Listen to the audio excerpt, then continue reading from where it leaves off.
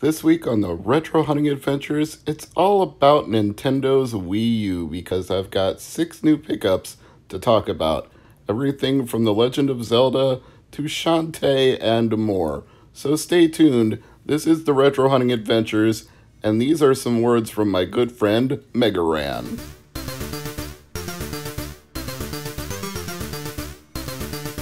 Yo, this is MegaManFan, and you need to rock and or roll on over to Mr. MegaManFan's YouTube channel, because it's all that rush to make it happen. Peace!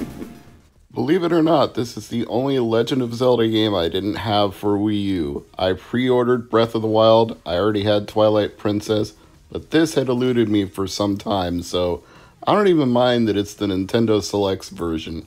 It's like a Player's Choice Edition, but not nearly as obnoxious as those old GameCube ones, because it doesn't have a yellow binder on the side.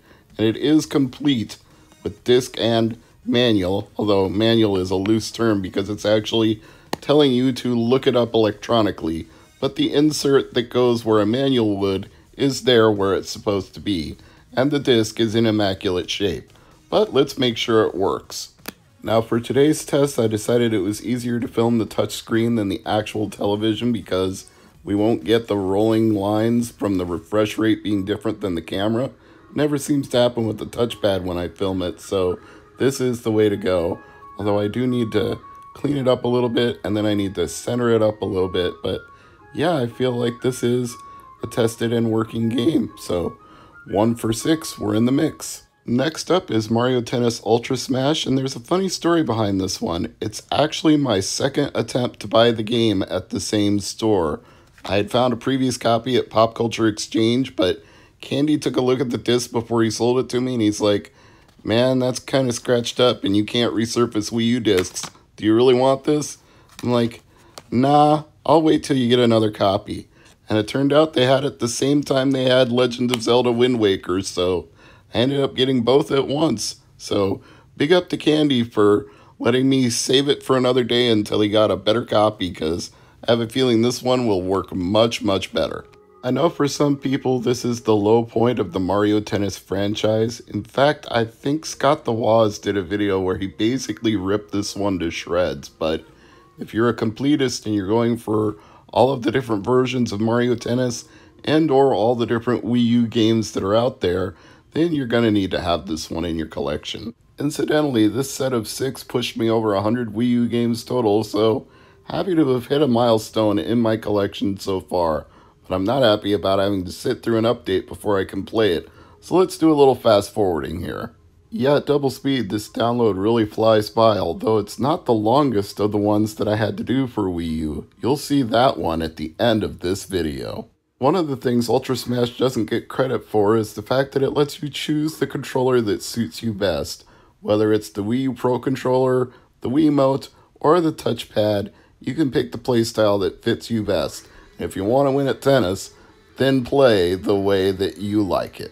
As for me though, I'm not going to get into a full-throated session of Mario Tennis right now because I'm moving on to Skylanders Giants. This one came from the game room and they were sort of concerned when I picked this up. They're like, "You know what this is, right? You have the Portal, don't you? This is the game only." I'm like, "Yeah, I've got the Portal. I bought the Skylanders starter set from Toys R Us when they were liquidating all of their inventory, and I got it for like $10, so I have the Portal." And they're like, "Well, usually the Portals are compatible from game to game, but if you have any problems, just let us know." And I'm like, "Dude, I'm not even worried about it, but I know your return policy is 7 days, so if I have any problems, I'll let you know." And of course, the next question they asked me was, "Hey, do you want some more Skylanders figures? Because we've got plenty of those." And I'm thinking to myself, I already picked up the 2 Nintendo variants that also work as amiibos, so it's not like I have any shortage of Skylanders between those and the ones that came in the starter set, so I think I'm good. I'm not really trying to collect Skylanders. I've got more than enough Toys to Life figures just from amiibos alone, so not going to try to start a whole new set, especially given how freaking big the Skylanders universe is. I think I'm good with just one full set of Toys to Life. But it is cool that this is another entry in the Skylanders franchise for Nintendo Wii U. It seems like this may have been one of the more successful franchises on the Wii U, considering there are multiple iterations of it, so good for them. And hey, it's not every day that you can pick up Wii U games for just $5. And I realize they're probably that cheap because they are not coming with the portals or any figures, but since I don't need those, I'm fine with just the game, the disc, and the manual. Or in this case, another one of those sheets that tells you to look up the manual online if you really want to read it. That became a standard of these later Wii U releases. They stopped putting full manuals inside and just told you to look them up online to save themselves a buck or two. Kinda stingy, but what are you gonna do? At least the disc is in good shape, so let's try it out. Alright Activision, I'm super charged up and I'm ready for this Toys to Life adventure. Let's get this show on the road. Show me what you got. Let's see how it's so crud. Time for another update. How freaking long is this one gonna be? As it turns out, about 6 minutes, plus another couple of minutes to install it once it was done. So I'm gonna save you all the pain and misery that I went through and fast forward a bit so that we can get to the supercharged action. And once again, we have the opening screen and the developers are the same as before. Vicarious Visions, I assume Toys for Bob is in there somewhere, although I didn't see that logo. And Activision is the publisher and the owner of the Skylanders franchise, so they're making all that big money. Bobby Kotick has to get his bonuses somehow. Those millions and millions of dollars, as Jim Sterling would say. But I'm not begrudging them in this case because I'm trying to complete a set of Wii U games, so I need this one, and they're not getting any microtransaction money from me, so it changes nothing really. Just like this logo changes nothing. It's the exact same Vicarious Visions logo from before. And here we have the main screen of Skylanders Superchargers, and it's immediately going to complain that I don't have the portal hooked up.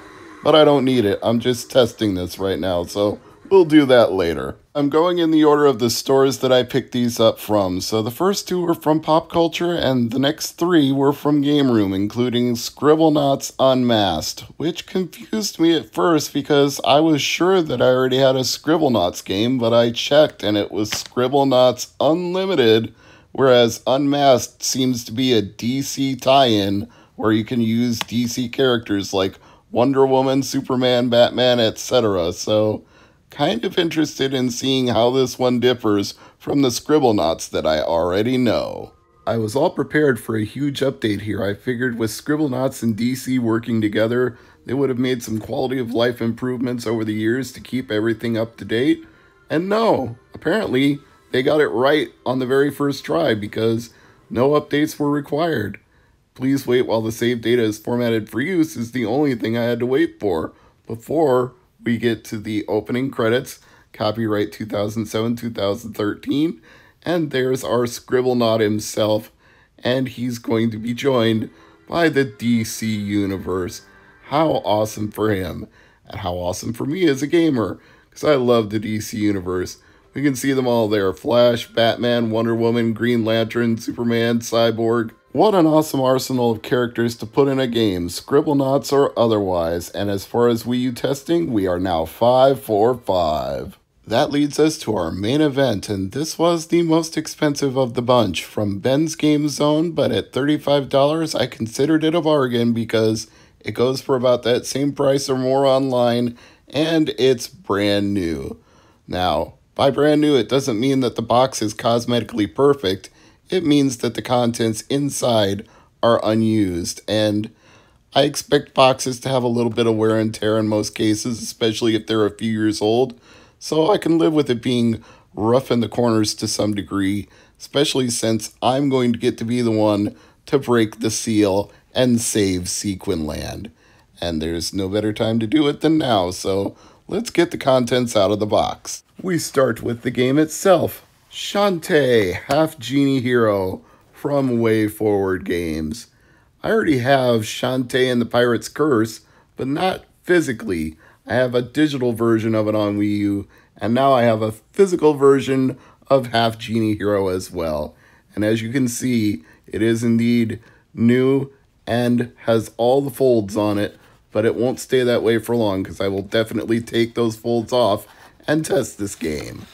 And we've also got a soundtrack for the special Risky Boots edition that they released for Half Genie Hero. Appropriately enough, the soundtrack is titled Risky Beats. Nice little pun there. And nice artwork on the inside.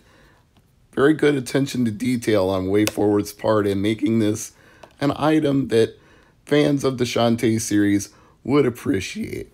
I know they're doing a re-release of the Game Boy Color game coming up soon, and I never had a chance to buy that back in the day, so hopefully I can score one when it actually gets the re-release, because that's probably my only chance given the prices that it goes for. It's honestly such a trip to be taking the shrink wrap off a Wii U game. The last one I had the chance to do that with was Legend of K Anniversary, and before that I believe it was Axiom Verge. You just don't get that many brand new unopened Wii U games anymore. And as you would expect, everything is in here because it's never been opened before, and this disc is going to be as shiny as a penny straight out of the mint. I don't think there's anything else left to do other than to pop this game in the old Wii U and give Shantae a spin. Unfortunately for me, I won't be playing Half Genie Hero anytime soon because this one is the massive update. It's not just the last because it's the last game or the most expensive game. It's the last because it's got a freaking long update. I clocked it 12 minutes and 40 seconds from the time it said preparing update to the time it downloaded and finished installing the update. If you really want to torture yourself, I'll release an uncut version of it from start to finish so you can see how long it actually takes. But just take my word for it, time remaining is more than accurate here. In fact, if anything, it underestimates. I'm going to give the benefit of the doubt to WayForward and assume that this is actually some Kickstarter backer goals that they patched into the game and not just bug fixes, because other than that, I can't imagine why they would have such a massive update after they had already released the physical version of it. So there's got to be some stretch goals that they put into the game long after they released it, and good on them for honoring those goals. But man, if I really wanted to play Half Genie Hero, I was not wanting to do it this way. I would have just downloaded it from the beginning instead of buying a disc and having to wait for 12 minutes worth of downloads before I even got to do anything. I would have just downloaded the whole thing from the beginning. So here it is, and it supports downloadable content. What more could I want to download after sitting here for 12 minutes? Really? WayForward, I love you, but that's just insane. Yeah, I think these must have been stretch goals. Look at all these different modes. Pajama mode, Friends to the End mode, Pirates Queen Quest mode. There's a lot of extras they crammed in here. One that's even hidden in black, so that's either downloadable content or unlockable.